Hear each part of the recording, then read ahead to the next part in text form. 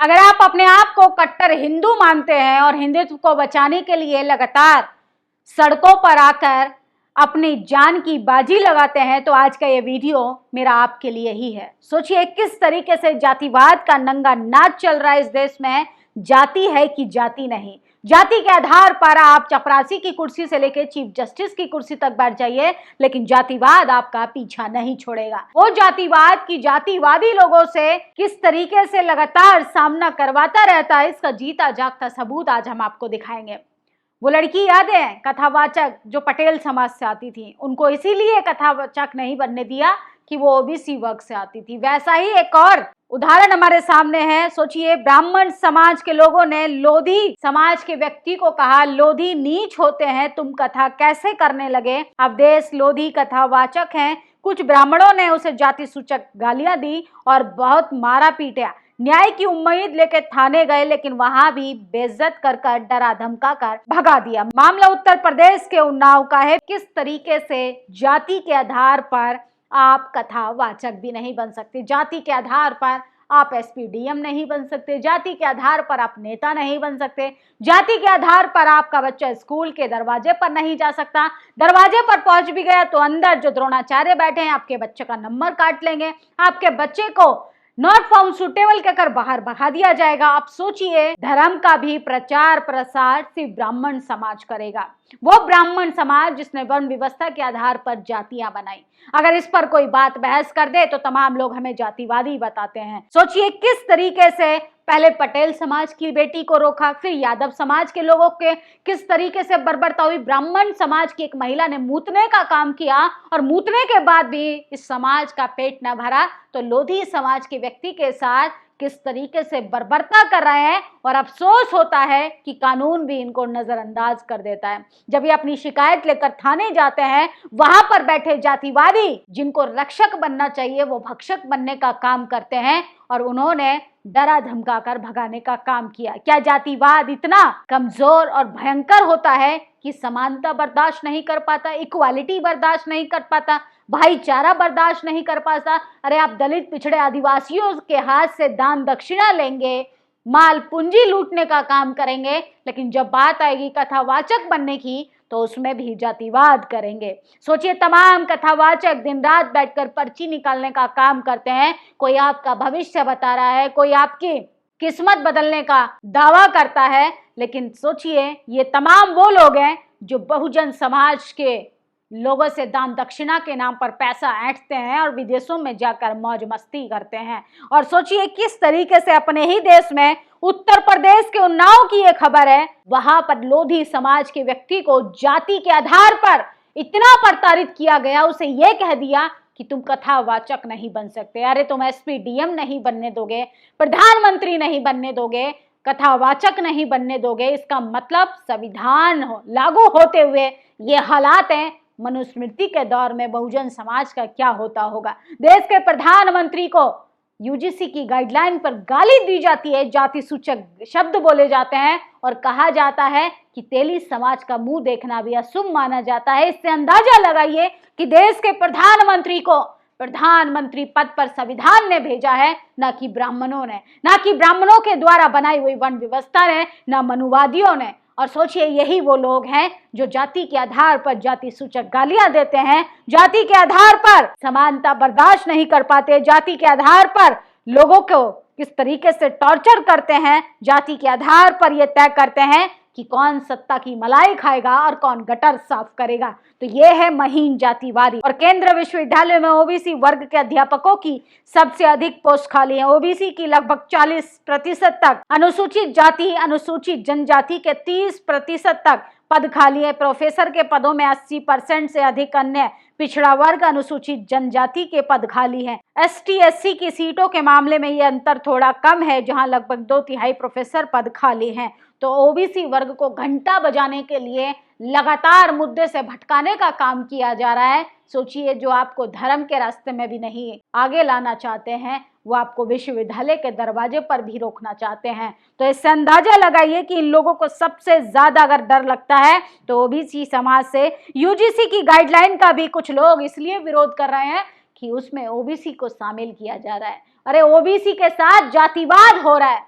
ये गिने चुने आंकड़े चीख चीख कर कह रहे हैं कि आजादी के 78 साल बाद भी जाति की जड़ें कितनी मजबूत हैं। जाति के आधार पर कथावाचक बना जाएगा, जाति के आधार पर इस देश में यह तय किया जाएगा कि कौन प्रवचन देगा और कौन प्रवचन सुनकर मूर्ख बनेगा। और सोचिए, देश की राजधानी दिल्ली में राजघाट में सीआरपीएफ जवानों के परिवार और रिटायर कर्मियों का विरोध प्रदर्शन हो रहा है। एक दर्द की आवाज है। जो जवान देश के लिए सीमा पर खड़े हैं, आतंक और नक्सलवाद से लड़ते हैं, आज उनके परिवार ही न्याय की लड़ाई लड़ रहे हैं। एक ऐसा कानून आया जो जवानों से उनके हक अधिकार छीनेगा, उनके करियर को सीमित कर देगा। ये सिर्फ बिल नहीं, ये उन लोगों के साथ अन्याय है जो देश की पहली सुरक्षा पंक्ति में है। कांग्रेस इस आवाज के साथ खड़ी है। इस भेदभाव के खिलाफ जारी रहेगी, क्योंकि देश के जवानों का सम्मान किसी कानून के पीछे रहकर छुपाया नहीं जा सकता है। तो सरकार के चाबुक से कोई नहीं बचेगा, न किसान, न जवान, न नौजवान, क्योंकि इन सबको कहीं ना कहीं नुकसान पहुंचाने का काम किया जा रहा है। और सोचिए, जब से योगी सरकार ने कहा है